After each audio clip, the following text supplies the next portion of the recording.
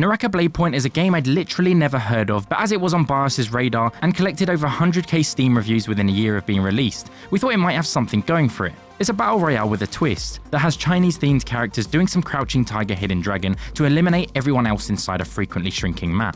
With magical effects and supernatural abilities, it would almost fit in the same wheelhouse as Spellbreak, a game we've previously reviewed, and in a subgenre that needed a few more competitors for the sake of all of us who prefer that fantasy PvP vibe as opposed to a modern military one. The characters have a passive effect, normal ability, and an ultimate that really impacts the flow of gameplay, and a myriad of traditional weapons that provide layers of outplay potential that we still can't get our heads around. Movement mechanics leaves you to creatively navigate the battlefield, to engage other teams on your own terms, where third-partying others is commonplace. The use of grappling hooks and double jumps means you are unrestricted by any geographical features in your way, and there's a fair bit of movement tech to practice as you get better too. Although not immediately obvious, there are a lot of design features borrowed from the likes of Apex Legends through the way that you loot enemies you take down, use healing and armor consumables, and tiered colored loot to quickly decide on what gear is an upgrade. Then they have additional systems like weapons boxes, a consumable used to repair your weapons, which have a limited number of uses before they break. This acts as a sort of reload that locks you in place while the repair is going through. If you enjoy this video, feel free to like, comment, and subscribe. Growing the channel will allow us to make more videos and put more time into them too. There are very few games I've played that feel so bad but are actually a lot of fun, and Naraka Bladepoint is one of them. When I first jumped into the game, the movement, combat, and general feel was, to be honest, janky as hell. It felt sloppy, disconnected, floaty, and just about every other adjective that can be used to describe a seemingly poorly made game. Aesthetically it's okay, and the Chinese theme is nice, combining both martial arts and the now staple BR framework of shrinking boundaries. In short, early on in the tutorial I thought this was gonna be garbage.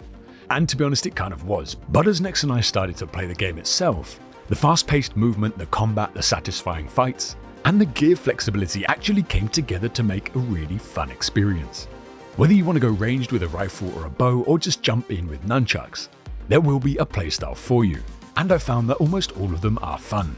And while fights can get pretty chaotic, you do have enough movement options to navigate it all quite nicely, especially if you think ahead of time about what you're doing.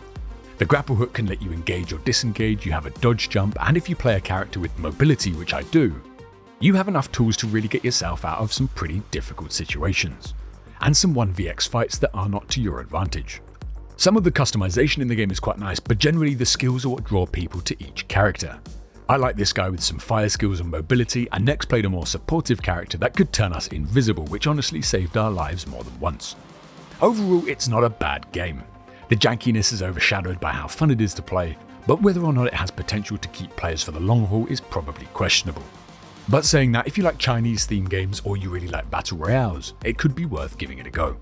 Despite kind of feeling like we were playing a mobile game initially, we finished every game saying, "I enjoyed that," which to our surprise kept us locked into a follow-up game for so much longer than we expected. Although on the surface level, the mechanics felt incredibly basic with the mouse clicks, learning to mix it up with abilities, the really cool grappling hook, and the parry as well as switching between ranged and melee generated an insane amount of depth to really feel like you are skillfully overcoming the opposition. This is of course when you aren't facing off against a laggy mess of an opponent, which can make the combat feel impossible at times, maybe due to the lack of region lock. Depending on what time you jump on, it seems you could be in a lobby with just about anyone from around the world. When I had high ping, it honestly felt like it worked heavily in my favour, and it looks like other written reviews confirm this issue.